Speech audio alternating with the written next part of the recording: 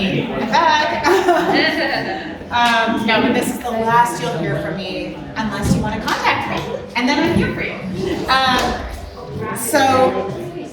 Yeah, I just want to re-emphasize what Phil was just saying, because with safeguarding, right, we can't do it all. That's what we were saying yesterday. We need God, and that's exactly what Phil's talking about. We need to just be available, to be there, and to start working on this, and then God's going to multiply our efforts, right? So let's start somewhere. Let's start in this room. Let's start with ourselves, and let's make that go out. Great. So we're gonna start with lesson 4. We're gonna keep having great conversations and get through this these 6 lessons, just to make sure that you feel confident and comfortable then presenting this or training your people on this. So, lesson number 4. How do we deal with challenging behavior? Children in our classes can sometimes be challenging in their behavior, and at other times be well-behaved. Why might that be? Let's discuss that question already. Let's have some conversations within your tables. So why might children be well-behaved sometimes and misbehave some other times? Why might that be?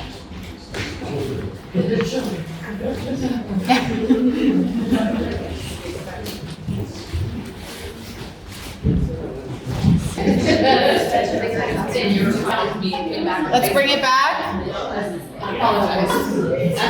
What are some reasons that that children behave and then misbehave at other times? What are some thoughts that you guys came up with? I heard some good conversation about frontal lobes. That's fun. What? I just said that sometimes I don't think they know how to express their emotions. Yeah. They may not even realize that they're under stress or anxiety, and they just react in a way without knowing how to. So we see a change. Yeah, they don't have the same capacity as adults to manage their emotions. Yeah. And so which is exactly like a part of the frontal lobe thing. I heard you guys talking about, do you want to say anything more about that? Well, we just talked about how their brains are still developing, so they don't have the regulating powers and understanding that we do as adults. Hopefully we have those. But that Liz talked about even in her trauma-informed workshop about how there's mirroring neurons, and so they can be mirroring other children too around them. So if there's a general anxiety feel in the classroom, that can impact as well. But Dana was actually talking about a verse that she's looking for. Okay, we're not going to use it. Nope. But anyways, yes, so their frontal lobes are still developing, so they don't have all of the regulating functions that we have. Yeah, definitely. Is the bottom line. Yeah, those regulating functions just aren't there yet.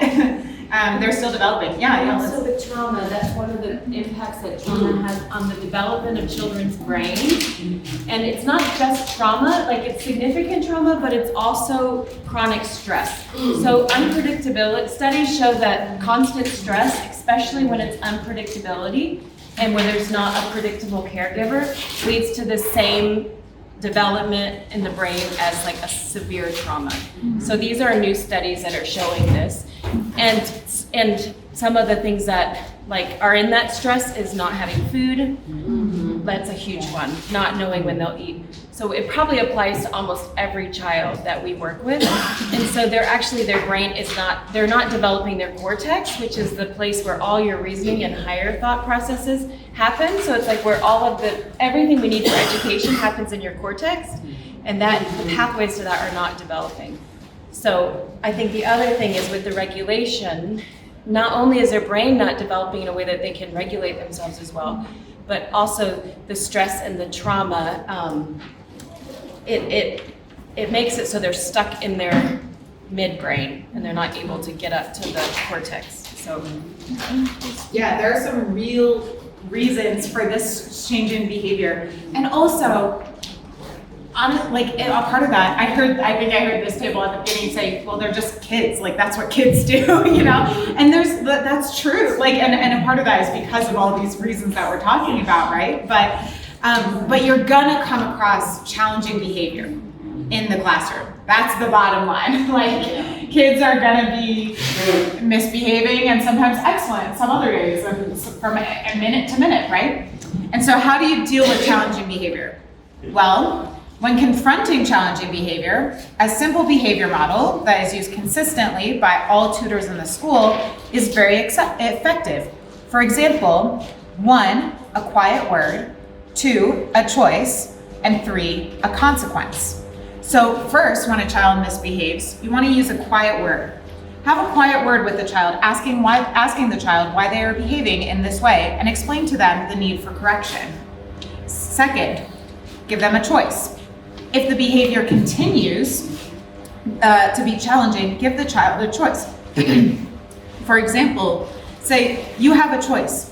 You can choose to change your behavior, or if not, there will be a consequence. And thirdly, a consequence. Together as tutors, you need to discuss what type of consequences you can use that follow the principles of love, respect, and protection of children. So another important thing to remember to recognize when students behave well. Be specific when praising them so they know why they are being praised. For example, thank you, David, for sitting quietly and listening so well. You are following our classroom guidelines well. So let's talk about positive reinforcement is better than negative reinforcement.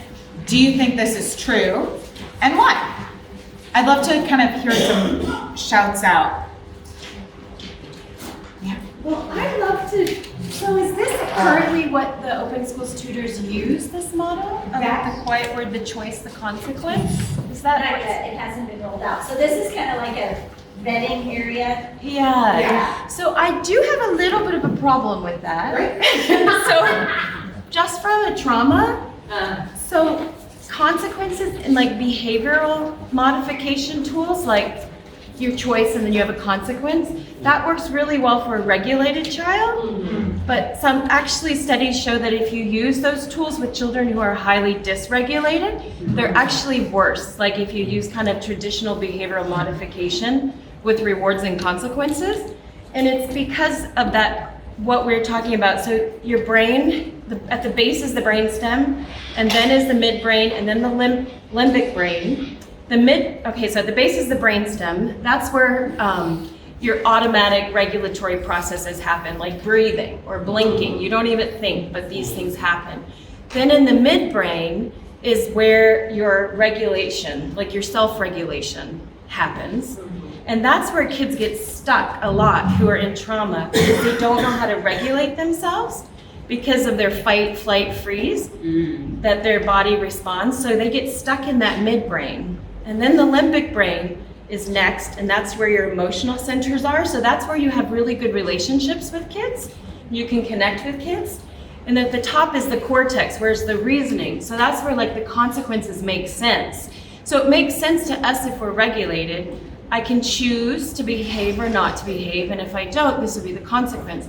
But if you're working with a child who's highly dysregulated, consequences do not work, I've found, because they almost make the child more angry and unregulated and upset. The same thing with things like if you say, calm down. That is terrible. Like how many times have we gone, no, I've done it. Don't tell me to calm down. So I would look at a strategy that, and the arts are so good at it, like strategies that actually build in spaces where they can self-regulate and where we can help them regulate before offering a consequence is something with highly dysregulated kids. And so that's my 2 cents. So Liz, what would that look like to help them settle down before you? What's a So practical? practical, you could set up your environment. Okay, so a couple things. You could set up little stations, say, and all the kids from the beginning could know, and you could use very simple materials. Say you have mud, something sensory that you could actually wrap in a plastic bag. So you could have this is the station. If you're not feeling, if you feel, well, first you have to help them understand how to recognize how they're doing. And so you can do that, you can use this model. You could use, there's a tool I've been thinking about changing it. Our son, he had kind of regulation and sensory issues, and so we worked with an OT, and she would say your engine is really high. So you could teach kids about if your engine feels low, then you might feel scared. You don't have energy, you don't feel like you can move. So you could, when your engine is it's like it's run out of gas. So you could say, sometimes we feel like this. Sometimes we feel really good, like there's gas in our car and we're driving. We feel really happy. We're waving to our neighbors. We see the animals and everything feels good. Then you could say, and sometimes, do you ever feel like your engine's going so fast you think you might have an accident because you just put your foot on the gas. So then you can actually do that, and you can put colors to that. So you can say, when you are you're yellow. And then you can say, when you're driving happy, you're green. And when it's so, you're red. And then you can actually teach the kids that, and even have a really basic diagram or picture that when you start the class, you could even say, let's take a minute and let's think about where we feel today. Do we feel You could even include that in your game. Do you know my name? No. Do you know my name? No. My name is Liz. My name is Liz. Today I feel green. And then somebody might say, today I feel yellow, and everybody can go like that. So the kids recognize it, and then the teachers know from the beginning, this child feels, they're more in the yellow zone, they're more in the green zone, they're in the red zone. And then you could say, okay, so we're gonna set up activities. So here's a station where you have mud in a plastic bag, so they could just sit and feel the mud. And you can do these things, or you might find smooth stones. And I think the way with children to create wonder is, I have something really special I want to share with you today. There's something in my hand. Do you want to see it? Kind of way. And then you show it to them. Do you know what this is for? When you're not feeling good, you can sit and you can rub the stone. And you can think about how you're feeling, and then you can close your eyes or open your eyes. You think about how you'd like to feel. So you can set up some of these kind of sensory stations where then the children, they could choose. So you just want to have a few. You might have a jumping rope, for people whose engines are really high. Yes. And then you could say, if you're feeling, instead you could take them, you could have the quiet word for sure, because the quiet, calm, because of the mirror neurons, we have to regulate ourselves, and also then you're recognizing when you're doing that opening game, you can say, today I feel, and then the kids know that. Like I think, I forget your name, but you were saying, and I think what you said yesterday was so good, then the kids, you're modeling for them, today I'm feeling this way, so I'm going to jump rope 10 times before the lesson. Can you guys jump with me? Because I'm needing to get my energy up.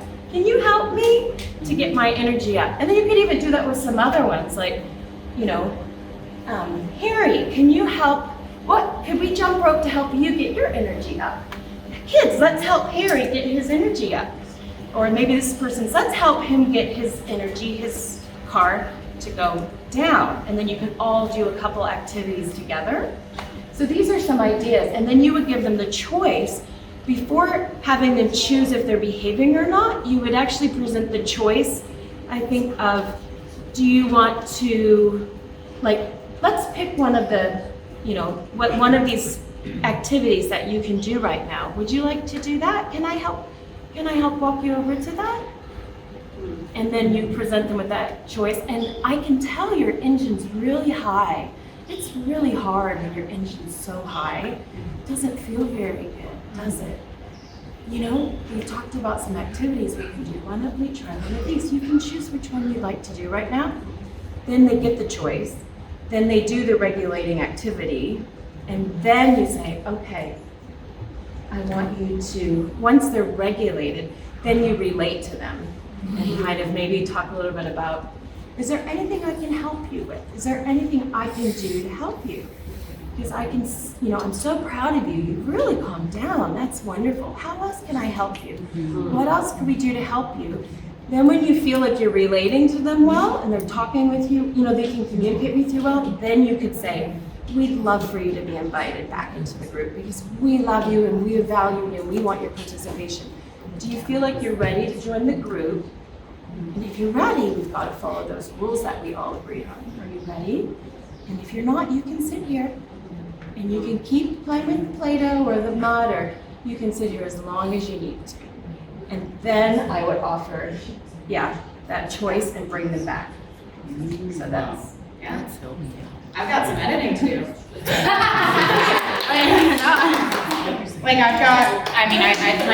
That's what I'm here for, right? Like, you guys need to, we care about being trauma informed. We have to be trauma informed here. And that's so important. And so I have a whole bunch of notes. It sounds like kind of what we would change it to is actually quiet word, regulate, relate. Maybe if I can think of a third R. And then it's reason. It's actually Dr. Bruce Perry's neurosequential model Great. of engagement. Simplified. Yeah, so again, like, this is true of all of what you're saying, right? I mean, we might edit this part specifically and for the video as well, but you can take this, put it into your context. This is not the law. This is not like the only thing that you need to be going by. You can add things to it. You can take things away that don't make sense. If the scenarios aren't applicable to your context, don't use them. Think of your own scenarios. We can help you think of your own scenarios. If you come to us, Bronwyn loves doing scenarios. So like that's what we're here for. Like we're here for notes, for feedback. So just to be clear, what are thoughts about that? Thoughts about positive reinforcement versus negative reinforcement? Yes? Can we open up the floor? Are there other people that have ideas to kind of piggyback off of Liz for what works in the classroom? This is a great place. If you found something that works, this is a great place to share it. Yeah. And it has exponential ramifications if you want to share something that you found that works in your learning center or your area that we would love to hear. Yeah, I mean, we're trying to keep things super simple. Like when we developed this, we were like, okay, how do we keep this super simple, like just like easy to follow steps? So that's where we were coming from. But at the same time, like sometimes you need to get a little bit more into it, So that's, so what's working for you guys? Yeah. There was somebody there. Oh, yes. In class, when you are it depends the area you are in, okay? The trauma is very, very different. When you've got children that actually come from an informal settlement, they are dealing with trauma that is sometimes even beyond what we believe. They're dealing with fire, they're dealing with prostitution, they're dealing with hunger, they're dealing with only having a mother and no father. So I agree. I think that's a great concept. And my experience with Orange Farm is that you have to tailor it. You've got to tailor it. In fact, it makes it more difficult because you've got to understand fully what that child's going through. You can't give him a happy smile and a happy corner because it's not going to work. You've got to, it's a lot deeper. You've got to go deeper. There was one student, her name was Angel, and she arrived here, this is a preschool, which is vitally important for Orange Farm. They can't, I don't know if there are any South Africans, I'm sure there are. Yeah. They have to have a preschool certificate to go to government school. It is vital. So this certificate, government school will not accept them. So this preschool in its environment of Orange Farm is vital. It is a vital little school. What was I going to say? Now I've lost what I was going to say. Yes, anyway, she arrived and she just didn't look, she couldn't look up, she just sat, she looked down. And I love art, I'm an artist. So I had a blackboard, and through the blackboard, she is such a clever child. She got a bursary at a Christian school in Brits. So it's just, I think we need, when you're dealing with those children, your senses have to be completely heightened and sensitive to actually what they are going through. And that's exactly what we were talking about yesterday, right? The principle-based approach, and we were talking about you have to form relationships with those kids, and you have to know what they're going through to be able to adequately actually respond to them and teach them. And so that, like, this whole thing is talking about building relationships. We're talking about being principle-based, like this isn't a set of laws. We're talking about following those general things, right? Yeah, that's a great example, yeah.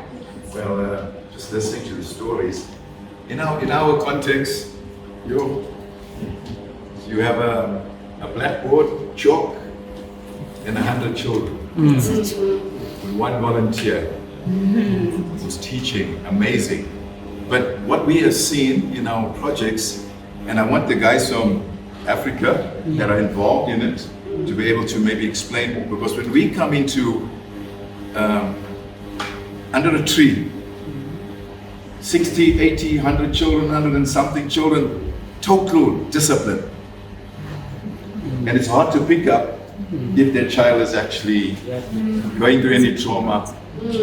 And so what happens, what we see, I don't know, when we're doing monitoring evaluation, we see 100 disciplined children. I don't know how they do it. And I'd like us to maybe, and everybody's responding, everybody's screaming to take part and participate. So it's difficult to actually figure out what is the child going through, because we have a relationship, they know their children by name, but on a day-to-day basis. I'd like the guys in the projects to speak, how do you, because what we see, monitoring evaluation, we're there once only. How do you guys see? Abanello, yeah, and you guys, you're working at the children every day. Yeah, I think it's kind of a bit different with us. It's difficult to, relate to the children like she has explained it. And textbook and studies and research, very good to be, to have that information in situations where you might need to apply something in that context. But when it comes to what is on the ground, in our context, like Pastor Micho has mentioned, we are dealing with hundreds of children, even in formal schools. This time we have the policy of free education, and classrooms are being overwhelmed. When I say overwhelmed, one teacher is dealing with not less than 50 children in a classroom. And so she or he is coming with their own issues, and they have to deal with these children, and that's not the only class. Maybe they've got another class of a similar number of children. So it's very difficult for you to begin to zoom into specific situations with these children. And so what you see mostly is where they try to bring out the aspect of discipline. and order in the classroom. But with our open schools also, what's interesting about them is that, like Pastor Mitchell has mentioned, we see this, I would call it maybe some kind of magic that happens with the children, because the facilitators, they found a way of having to relate with the children. They know them by name, and they get them to participate with so much excitement. Now, also, what you need to understand is that these are children that are coming from a background where this is an opportunity. For them to be in school is an opportunity. So they're coming with that already emotion and expectation and, desire to learn. So that's not to say they don't have some trauma maybe going on in their lives, but they come very excited. But what I know is that I think in that kind of environment, it's easy to spot out the child that is going through some serious trauma, because most of the children have this, excitement going on with them.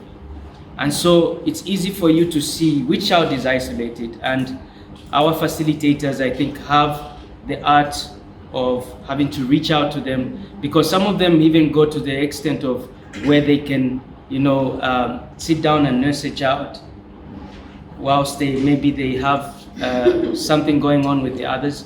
And we encourage them to be in pairs or to be in threes, so that they can be able to handle the pressure with attending to the children. So that's how we are trying to, meet the needs of these children on the ground. I think it's not magic. I actually think what Open Schools does is brains. It's actually brain science because relationships and creating a sense of safety and belonging, we feel safe when we feel like we belong. And from what I've seen at Open Schools, and even just the way, the activities of, do you know my name, right? That just instantly says, I want to know you, and I want to know your name, and you belong. And everybody just in the circle, if one person doesn't quite get the beat right, then everybody just helps change the beat. Like I noticed that when we were doing it, we just changed the beat for the person who wasn't able to keep the beat.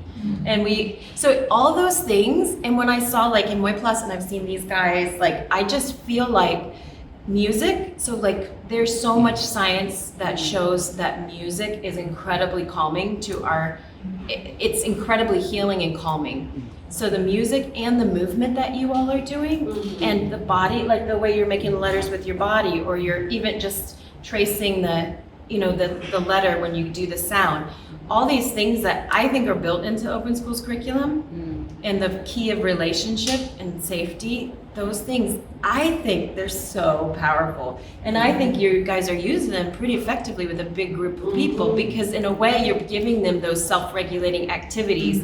You're doing them with them. So while you can't necessarily identify what everybody's feeling, you're kind of giving them the opportunity to regulate themselves with those music and physical actions and stuff. I really think it's brilliant. I think it's really brilliant. I just want to clap. I think what we're seeing here is what I want you to walk away with is a tool bag, not a single tool. What Liz said, that's an option. What I said, that's an option for regulated kids who you might not be dealing with very much, but still, that's an option. That what Open Schools is already doing, that is already impacting kids, and that's already a good option, right? So figuring out we want you to have a bunch of things that you can draw out from your tool bag and say, okay, this is the context, this is the situation, this is what I'm going to use in this particular moment, right? And that's what we want you to walk away with. And yeah, I've got a bunch of notes as well. I don't know if all of this is going to be added into the training, because we are trying to keep this short, but we want, this is why you're all in this room, is because you are the ones who are going to be delivering this to your people. And so we want to make sure that you can say, okay, here's your tool bag. Here are the things that we're already doing. Here are the things that you can do, that you can be aware of, right? So that's what we want to walk away from. Yeah. Yeah, I think your question before was about reinforcement, positive versus negative. Just trying to bring it back to that, and just again from a open schools point of view. So our volunteers, our tutors, we're happy if they have a high school education. We're not working with teachers. We're not working with people with trained education background. And we have typically, if we manage 5 days of training, which I know is pretty good, sometimes it's compromised to 3 days.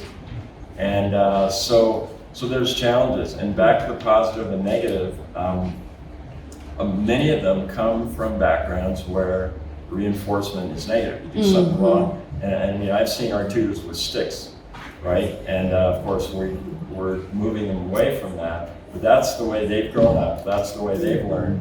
Being shouted at, being embarrassed in front of everyone else, and being physically. I mean, not in our programs, but that's where we're starting. So it is a big challenge. Like Mitch was saying. I mean, for example, in Lusaka, I've seen our tutors with 200 children, one volunteer, and so discipline it's an issue. It's a challenge. I'm amazed how disciplined the kids are. It's amazing, but this really is an issue. And I'm sorry I missed yesterday, but safeguarding in our situations, and I think all of us have probably done that Teach Beyond thing, and I'm just thinking, wow, for our tutors that that we're miles away of what these kids go through, what they arrive at our sessions having gone through. And if we had to start, yes, that's why I'm sorry I missed it, because the application is a challenge, because if we have to report everything we see, we wouldn't have kids in the program, because they're traumatized, they're neglected, they're abused. And if we started going through all that, they'd be separated from their caregivers and so forth. So I'm we got a video of yesterday, so. Okay, safeguarding is so important, and we praise the Lord for the safety, to our knowledge, that but it's not a guarantee that we haven't had more issues, because we have a huge potential for misuse and abuse because of the nature of our projects. Yeah, and I would actually argue, I want to encourage you guys that what Open Schools is already doing, actually, like these activities that are happening are positive reinforcement. It already is positive reinforcement, not negative reinforcement. And it works. And it's not it's not magic. It is science. It's positive reinforcement works better. And what Open Schools is already doing is positive reinforcement, right? And so I just want to encourage you that you're not as behind as you might think. Also, I also want to encourage you, I think it's really easy to think, we're in these contexts, everything is really hard, and it is, and there are so many challenges, but everywhere is behind in child safety. Everywhere. Africa is not particularly more behind than any other context. There are particular challenges that come in the US and in France and in Europe and all these developed places that are not there are additional issues here, and there are additional things to be considering, but that's true everywhere. And so I just want to encourage you that you're not super behind. You're not it's not this race also. And so I just, you have so many protective factors already in place because of your culture and who you are in different places, and that we don't have as Americans or Westerners, right? And so I just really want to encourage you as well. So And then as well, just encourage you that it's not just a start and finish. It's a long-term thing. You might not be seeing results right away, but we can rely on God to be multiplying this and reaching it out, right? So, great. So that's, one more thing. Yeah. I think also for us in our projects is this our classrooms under the tree, wherever we are, they are more like a safe space for our children, because most of our children are coming from, neglected homes, from rejection, from abuse, and all kinds of things are happening there. But so they are excited to come to school, and it's like a safe space for them, and they begin to, exhale and, begin to bring out, what they want to be in our place. Because, like you have mentioned, the activities and whatever is happening there, it helps them to express themselves. So, yeah, and so I think with safeguarding, if we were to strictly follow and say, let's pursue this issue in their homes, in the places they're coming from, like Pastor Mitchell has said, and Phil has mentioned, I think we wouldn't have children in our projects. Yeah.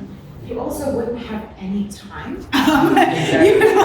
You'd run out of time. And to be fair, in Western context, we also can't, we don't have the scope of authority over what's happening in people's homes. Yeah. That's not within our purview. We can use our soft influence and our soft power to change things slowly, but at the end of the day, that's not within our scope of authority. And so I just want to hopefully encourage you that you can only control so much, and actually even that you can barely control. So it's really allowing space for that, and allowing, saying, okay, what can I do? This is what I can do. These are the principles that I want to be following, and this is how we're going to get there. It's not like a one. I really want to emphasize that this is not a one-size-fits-all solution. It needs to be adapted into your context. You need to be thinking about this with the power of God in mind, because you can't do this on your own. And so that's really what I want you to walk away with. All right, any other thoughts on lesson 4? Do we feel comfortable, confident in teaching it to others if we had to? Yeah? Maybe just one other thing. Yeah. In the West, we're very individualistic. Exactly. And what I've observed in open schools, it's much more of a group. And there's a lot of peer pressure to behave, actually, unseen. But it sort of grows, and it's almost self-regulatory, isn't it? That's the magic you're talking about, Mitch. Paulette, you talked about it yesterday. Place of safety. Yeah, places. How, when you first started, they were wild, but somehow they started coming together and much better behaved.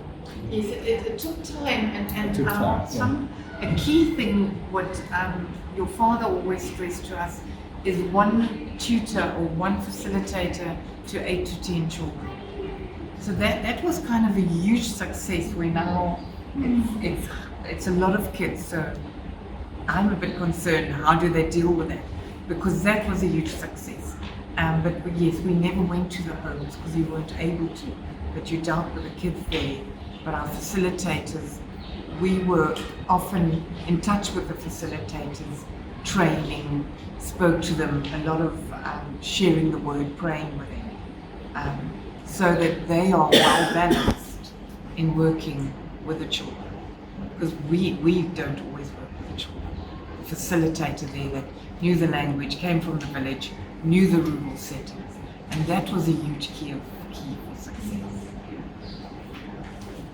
Yeah, I mean, that's a good example, that individualistic thing. That's a good example of what I was talking about, those protective factors that are already embedded in your culture versus what's happening in the West. Like there are some protective factors that are already in place in the West, but this, like the communal aspect of it is a protective factor.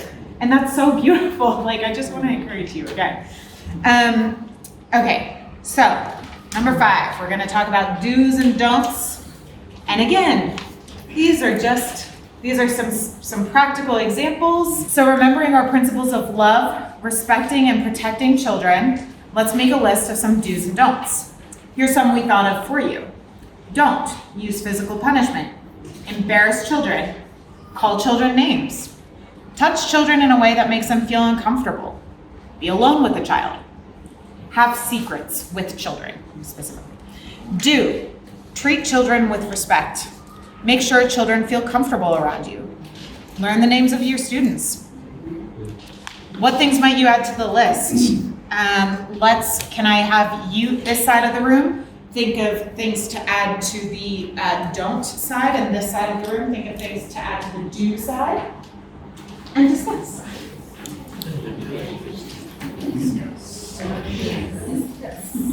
All right. Can I hear some do's?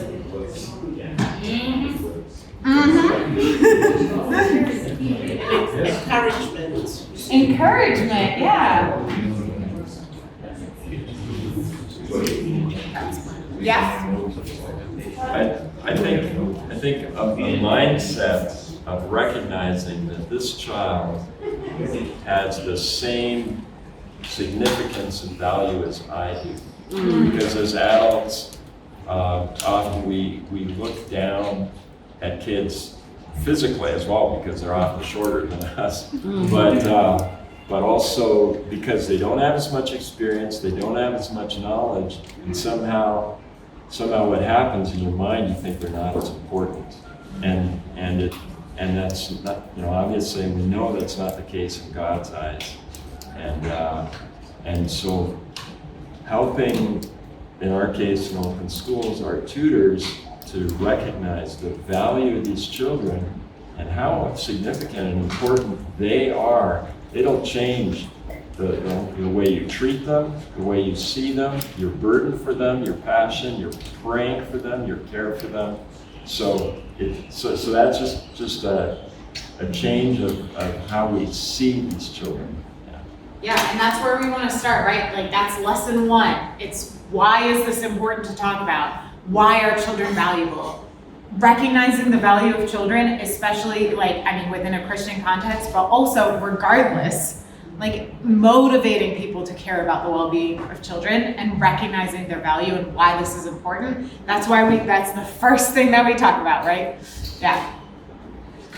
And also, we're saying highlighting the kids' strengths individually. Yeah. So with these huge groups, you obviously can't do this for every child every day. But where you notice things, just really making a point of highlighting, this is really a strength of yours. You are really good at this. I really believe God wants to use this in your future. And then the other thing is giving the kids responsibility, especially those ones who are maybe acting out, they have bad behavior, and drawing them in, giving them more responsibility, and guiding them through the process as well.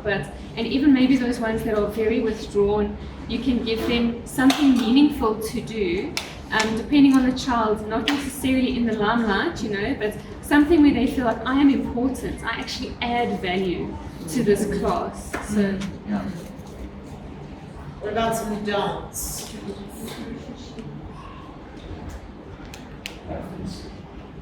I think they're sufficient enough. For us, they're all sufficient. So a lot of categories fall into this. Yeah, Yes, definitely. of course. Right? I found that I had 1 or 2 that were my real favorite, and I loved them very much. And it was quite difficult sometimes not to direct the children to these. So for me, I think for my personal, can't identify one of them that you really love, and you see, don't have favorites. That's good. That's really good. Yeah. don't have favorites because otherwise then it's very difficult. Yeah. Does the having secrets make sense to you guys? Because that's one that makes sense. Roger, do you want some? Because I can experiment on it. Yeah. Yeah, on this one, I also thought maybe, I don't know whether it comes under the same category as, because there's also where we have to have some kind of confidentiality. Maybe a child that has gone through some trauma-related, experience, and it's something that they want to confide in you. And they want to talk to you about, but they are afraid who else would know and what that would mean. So I don't know whether you can shed light on that with secrets. Yeah. in relation with secrets. We always keep like just as Teach Beyond. Like if you ever reach out to us, we keep our circle of people who know very small. And confidentiality is one of our main priorities when dealing with a response. I think it would depend on the disclosure, because also you need to know the legal requirements in your country as well. And you can't tell a child, I will not tell anyone, if you then need to tell someone legally, or if this is something that, does need to be passed on to, us as Teach Beyond, or, whoever. You want to make sure that you're not telling a child, oh, I'm not going to tell anyone, I promise, and then go back on that. Because that's going to break trust, that's going to be more harmful to the child. You're going to say, hey, like, actually there are some people who can help you with this. These are the people, they're not going to tell anyone else, like none of your peers are going to know, none of the other tutors will know, like it'll just be like, and so just explain to them what's going to happen a little bit more, because you really want to make sure that you're not breaking that trust. And so, but again, if it's something that happened in the past, it depends. Again, know your local legal requirements, and then if it's something that happened in the past, you're going to need to kind of figure that out as well. What you're legally required to report, and then if you feel that they need additional support in some way or another from more than just you. So just making sure that you're, and then also within that, not having secrets, it's also not having inappropriate relationships, because it's a slippery slope, right? And so we want to make sure that your relationships are professional, that they are loving and kind, but that they are still maintaining those professional boundaries. And so you don't want to have a ton of secrets with where only you know about something that's involving a child, even if it's a traumatic thing that happened. You just want to make sure that you're, again, that's a blurry boundary. I don't know how, I don't have a straight, a completely, this is what you should do answer, because it's different for each child, it's different for each context, it's different. So, but the principle stands, right? You don't want to have too many secrets, and you don't, and in general, we talk about bad secrets, because secrets, if an adult is forcing, also the other thing is, we want to make sure that we as adults are not forcing children to keep secrets for us.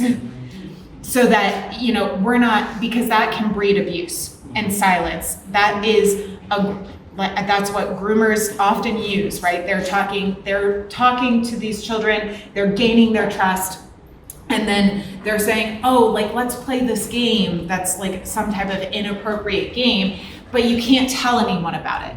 Or I'm gonna have this conversation with you, but you can't tell anyone about it. This is just between us, it's our special thing. That we wanna make sure that that's not happening. And so the principles stand, right? But I can't tell you for every single situation. There are some times where it might make sense that you're the only one that this child is confiding in you, and it's this one certain thing. it might make sense for you to hold that for them.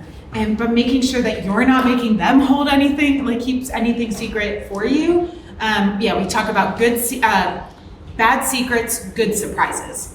So, if you're having a surprise party or something, we're like, oh, we're keeping this as a surprise. We're keeping this not a secret. We're keeping this a surprise because we're going to make someone happy.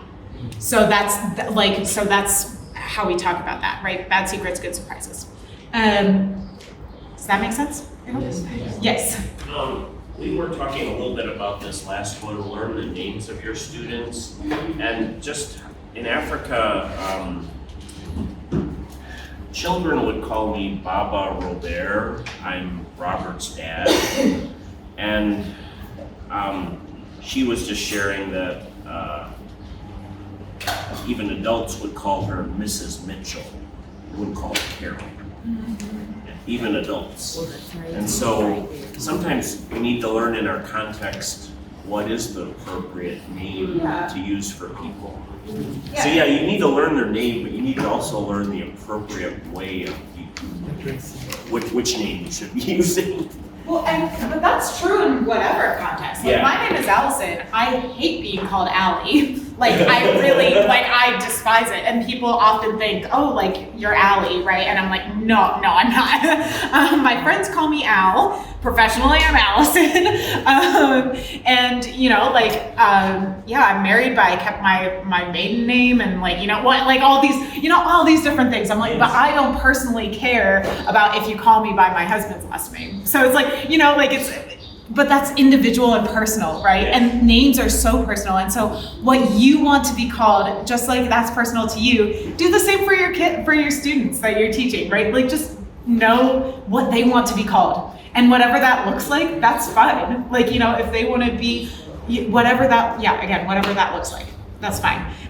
But knowing their names, right? Just that personal connection, that's kind of So, any more thoughts, questions? Just back to the do's. Do have fun. Yeah,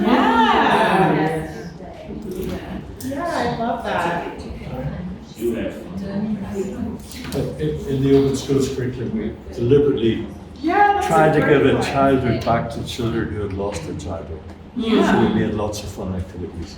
But if the tutor's not enjoying them, it's a waste of time. Yeah, that's lovely. Honestly, that's one that I might just add that in. And adding to that, do smile. Have fun, smile. Laugh. I was encouraged here to share my do. So this is something I have already shared with other people. I've worked as an EFL teacher for a long time, and obviously I think students and teachers expect that when kids come to school, they're going to be engaged cognitively, So I used to give this kind of downtime for my students. This is Serbia, very traditional schools. So we used to give, among many activities I did with them at the beginning of the class, I would give them 5 minutes to sleep. So I would ask them to put their heads down, and this is, mostly classes is starting late afternoon, so they've been for 6 hours in school, rushed home, had a shower, had lunch, come to language school. So this is sort of the end of the day for them. They come to language school, they'll go home, they do the homework for the next day. So they're happy, sad, angry, frustrated. So at the beginning, they would find that very strange because culturally nobody does that, and they thought I was pranking or just teasing them, So it took a couple of kind of weeks for them to understand that I'm giving them time to relax, to regulate, and it did wonders. Just 5 minutes, I was quiet, they were quiet, nobody could spy or look at anyone, and they really, as they got into that, they really took advantage of those 5 minutes, and it was really good. Another one, just briefly, that I did, which was fascinating for me, I asked them to doodle their day. So I would give them a piece of paper, pens, colored pens, pencils, and I say you just quietly doodle your day. And some, especially girls, would do wonderful doodles and drawings. And I had one particular student, she would take her pen and she would just rip the paper apart, But she realized that I was really interested, and she used to sit at the back of the room, and then she would lift her paper and say, "Hey teacher, look, I had a wonderful day." You know, and there are all holes in her piece of paper, you know, from really forcibly sort of doing her doodle. And I would say, well, I really appreciate, you know, because I know how you're feeling and I asked you to share your feelings. So I want to take that into consideration. And you know, it was appreciated. Yeah. Simple, very simple things, really. Give time, like giving time and space to kids. Like to be kids, to regulate, to sleep, to doodle, to experience their lives. Yeah, sorry. Also, I was going to add, it's important for kids to feel they are more important. Make them believe in themselves. Make them believe in their potential. Yeah, encouraging. That's kind of going along with encouraging, right? But like making sure that they know that they are valued and building up their own self-worth, their own self-confidence. Yeah, great. So it's important as tutors to talk about these things and encourage each other to follow these do's and don'ts. Remember, we want to be like Jesus and love, respect, and protect children.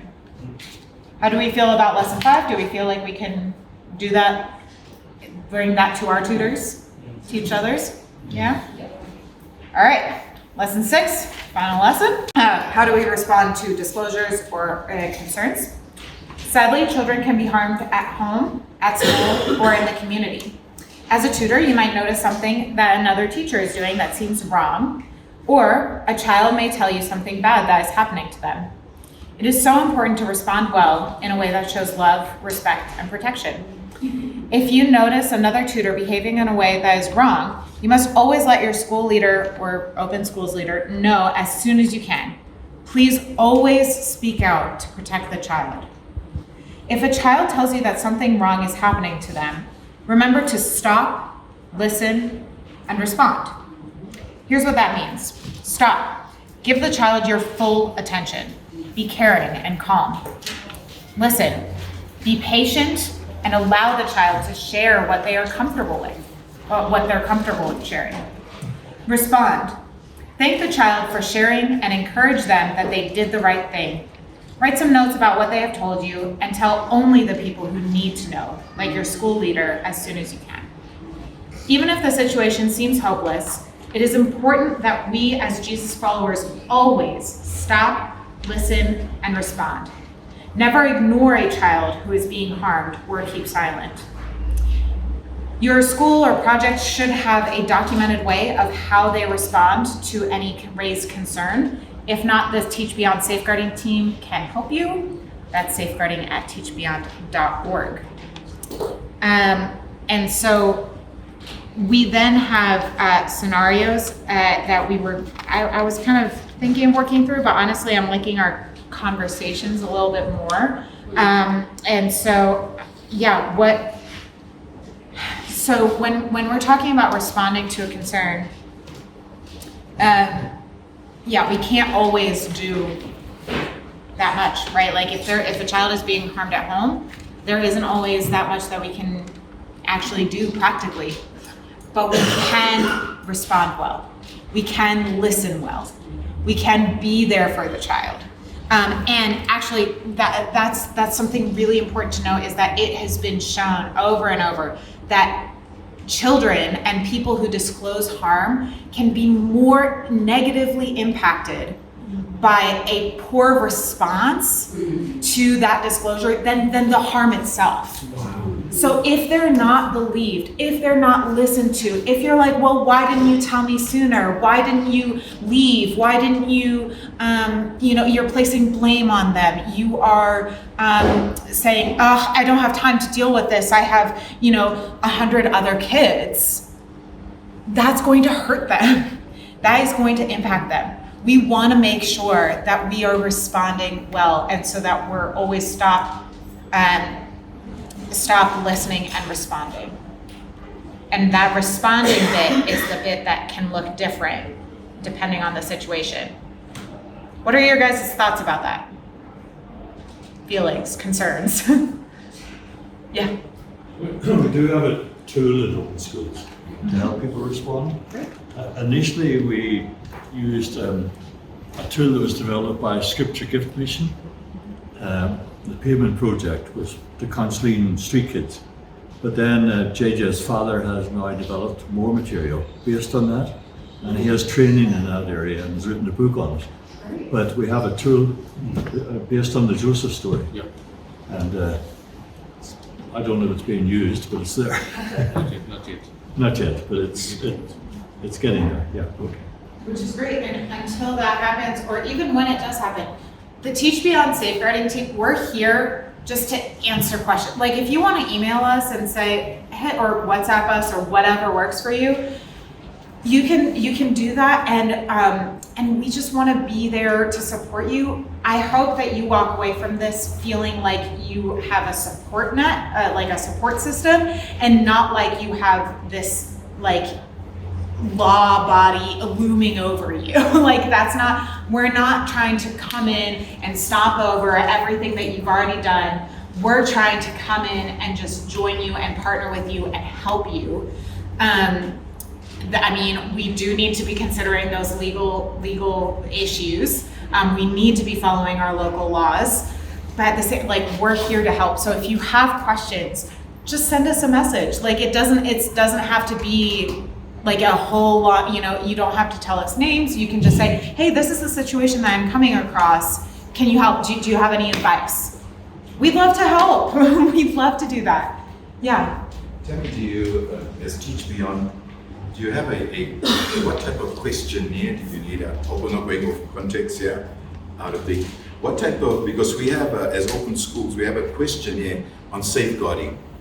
And we've used this tool for many years and trying to add on to it. What type of a questionnaire do you use to give to your volunteer that can safeguard you as the partner, as the organization, at the same time to get a response from the volunteer? So many times we find that those that we have, we can have our discussion because some of them will not sign it, but they need clarity on it. What tool do you use, or what questionnaire does Teach Beyond use to be able to have a code of conduct? Is that what yeah, like a code of conduct, yes. So we Open Schools took our Teach Beyond's code of conduct and made their own. So I don't know if that's in your packets, but they have their own code of conduct. That's kind of, I don't know, I'm not sure, it might be Amy and Dana who developed it, who took the code of conduct and kind of added to it. Was that you guys? That was our historic Open Schools code of conduct. So we're trying to update it, but we'd love feedback again today so that we can see if we need to change it. Well, because, this just looks like ours. A bunch of this Brian is... helped us. Okay, great. So, great. So I wasn't fully involved, but I recognize a lot of these from Teach Beyond's policy and code of conduct. And so that's what Open Schools is using. We're trying, so I'm understanding that you're hoping to improve it and update it, which is great. We would love for that to happen. I acknowledge that and I understand that, and I will section. If you don't have it, I'll leave it up here. You can feel free to look at that later, but yeah. So in the stop, listen, respond, it says in the respond, thank the child for sharing and encourage them they did the right thing. Write some notes about what they've told you and tell only the people you need to know, who need to know, like your school leader. So it doesn't say there anything about telling the child that you'll be sharing this information. So I know we talked about, and it's so different in different contexts. Like I'm a social worker, so I've done counseling. So I always say, I can't, what you share is confidential unless you share something about someone harming you, or if someone is in danger of being harmed by you. So it's always like the conversations are prefaced with that. So what is so complicated is what we were talking about yesterday, is that there's laws, but then there's actually practice. And so I feel like it's important that a child knows, they need to know who you'll share this with. Yeah. For them to have a sense of control.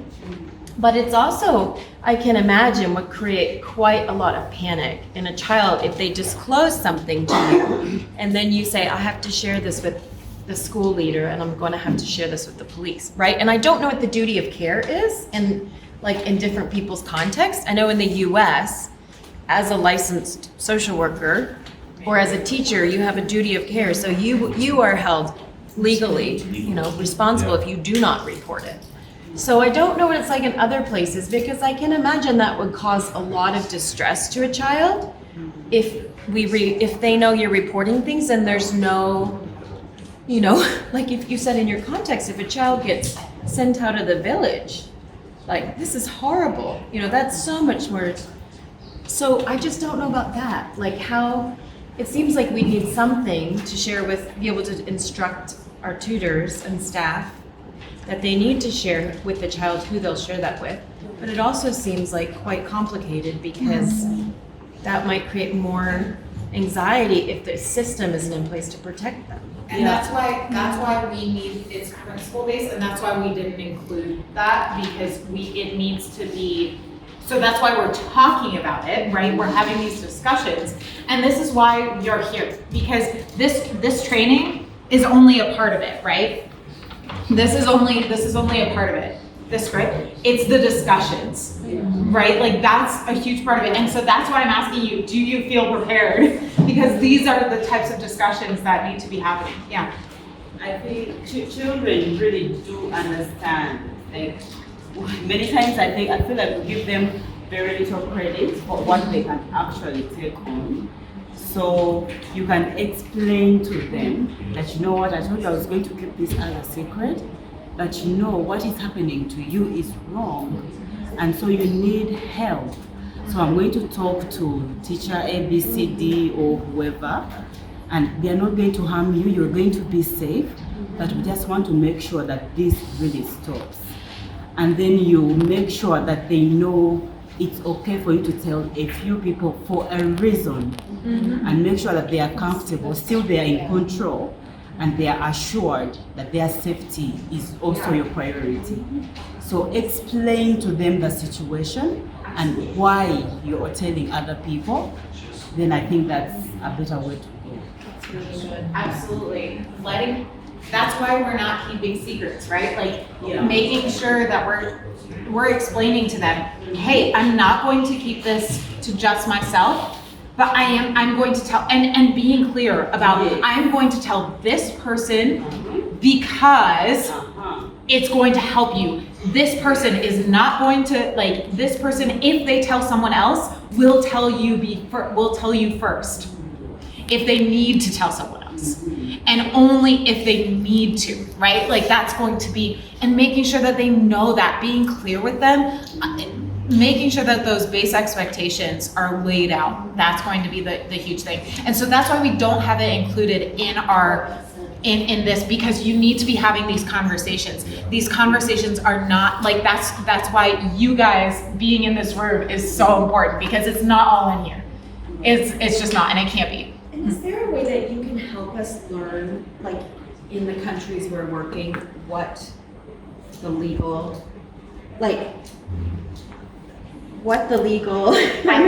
practices, policies, I would highly recommend connecting with lawyers in country. lawyers, because it's actually hard to really, I know. in Ethiopia, and what's some knowledge, enforced, but it's not extensive. And figuring out, connecting with people who have experience, lawyers, because I can look it up online, but that's not going to really help you guys, because what's actually enforced, what are the procedures, what is actually, are there things that, are legal requirements but are actually more harmful to children? Yeah. So figuring out where those lie. We just want to make sure that we're kind of in the you need to be talking with people who are much more in the culture and in the, because a quick Google is not going to help you, unfortunately. And so I just want to highly encourage you to contact lawyers within your context. Yes. Yeah, I was just going to add to that. So we have a lawyer for organization, but also when we were doing research on developing a policy because I'm with Kusoma too, that's going to teach me on.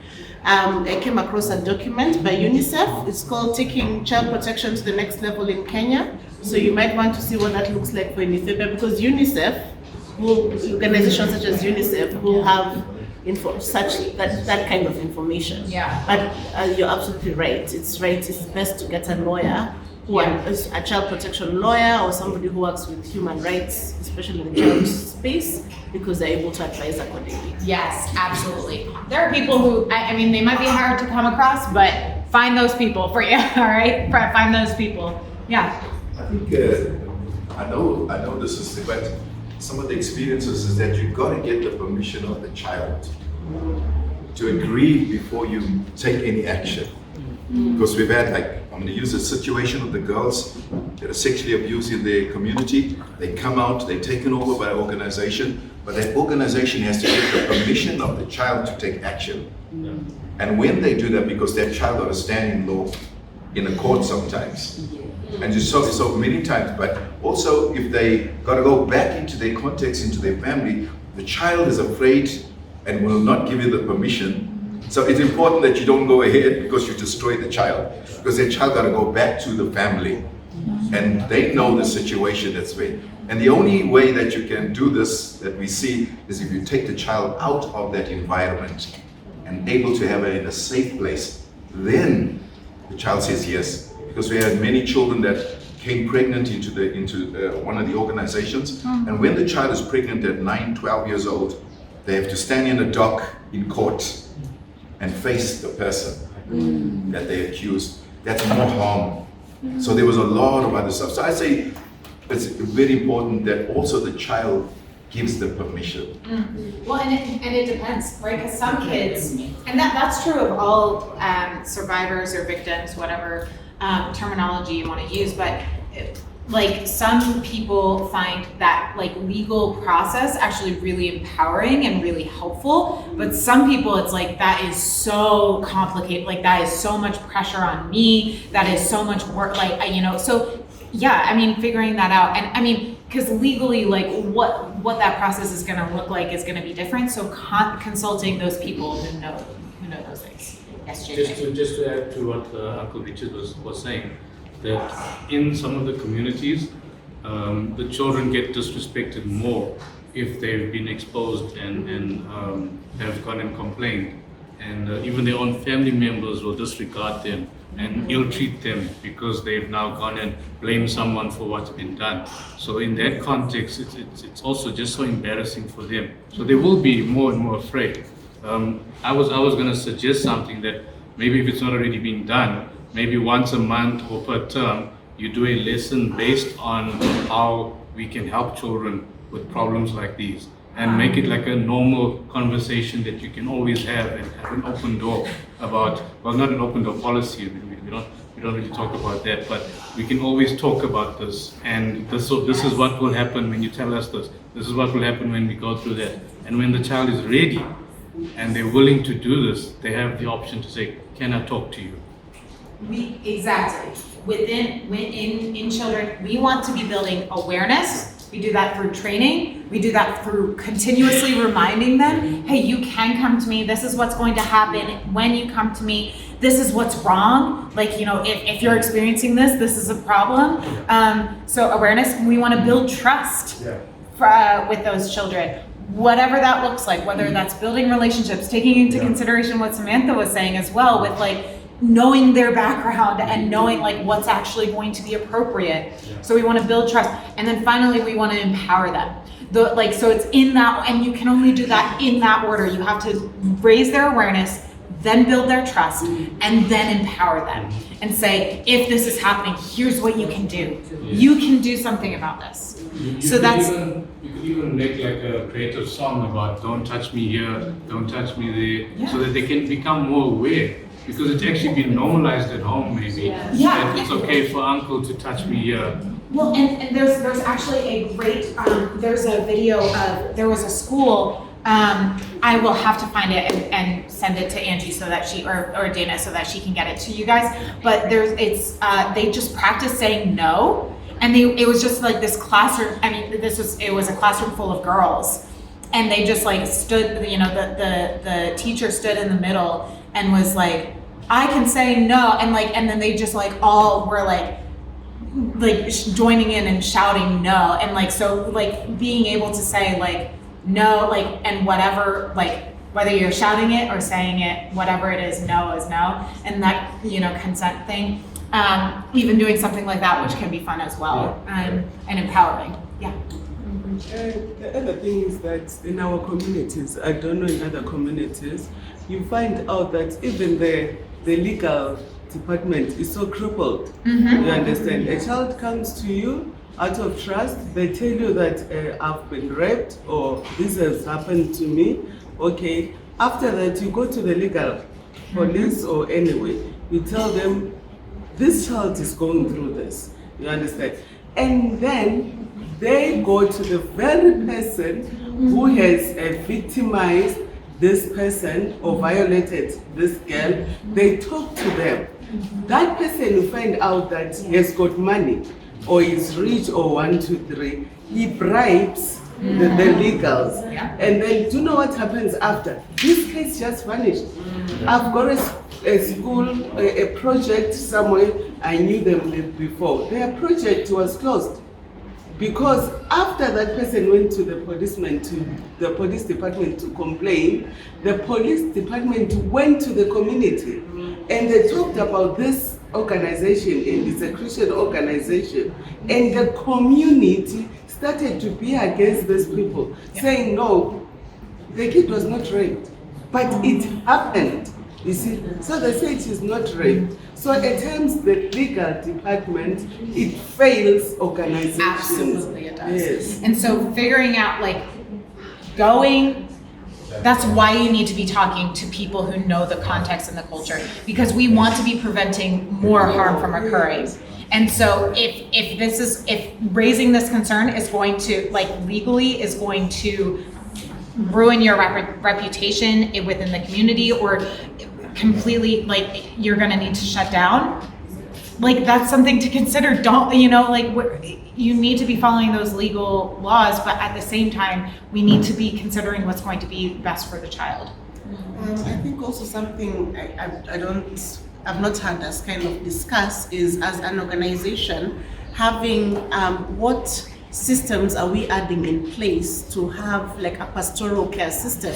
So in as much as there's the government, there's the legal stuff, but it might be that you have partnerships with churches, and some churches have very, very good pastoral systems. So that those pastoral systems, then you can say, okay, this, we know that from a political government point of view, things might not work the way we want, but how can we support that child or that family from a church perspective?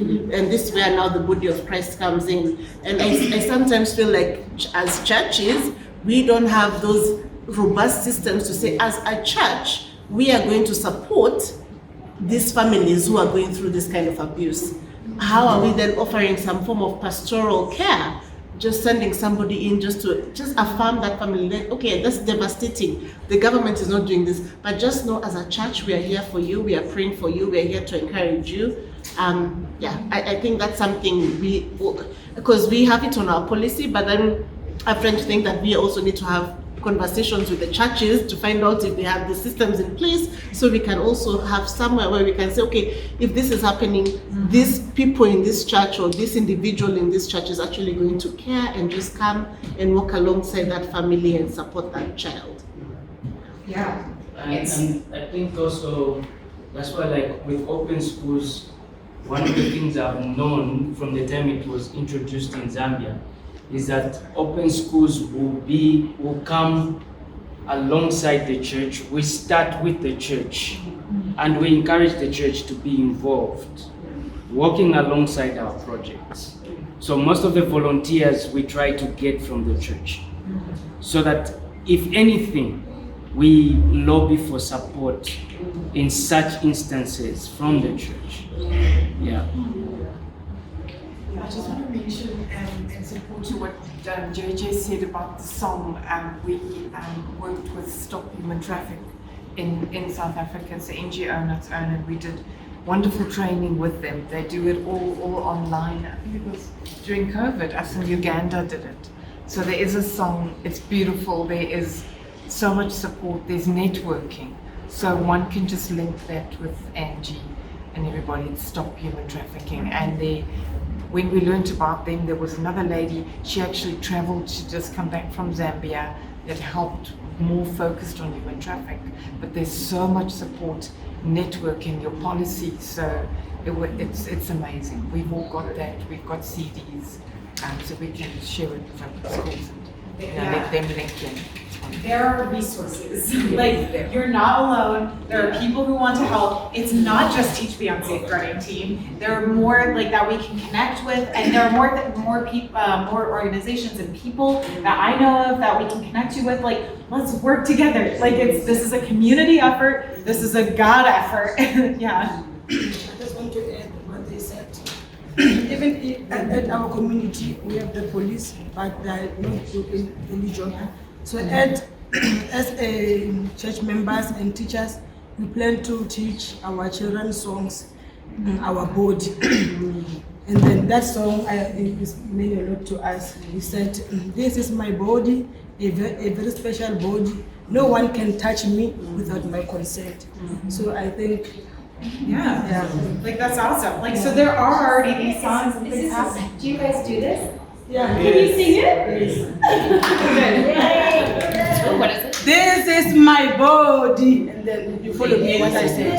This is my body. This is my body. A very special body. A very special body. No one can touch me. No one can touch me without my consent. Without my consent. My body so unique. My body so unique. My body so special. My body so special. It's already happening, guys. Like, that's awesome. Yeah. Yeah, I think basically what I hear us saying is we have resources at our disposal, whether it be policies in our nations, from our churches, from other organizations, but we do have. And typically from an African point of view, most nations, we are coming from a place where some of these things were hidden. They were not known. And most of the abuse, actually, one time we were talking with my wife, most of the abuse in past years, in times of our parents, did not used to come from outside, but from within their home. And it was an abomination for you to, speak out. So there are a lot of things that were, kept quiet, but they were happening. And so we're coming from that background where now there's awareness. And that's what we need to encourage. We need to encourage a lot of awareness in our children. I know in formal schools now, in government schools, what they're doing with the girl child, they're bringing up a lot of awareness. There's a program that they introduced in a school where my daughter is going. They call it Chitenge Club. Chitenge is this rapper. So that's much more like it's inclined to womanhood and the female side of things. So they discuss a lot of things there, and they bring out a lot of awareness in the children.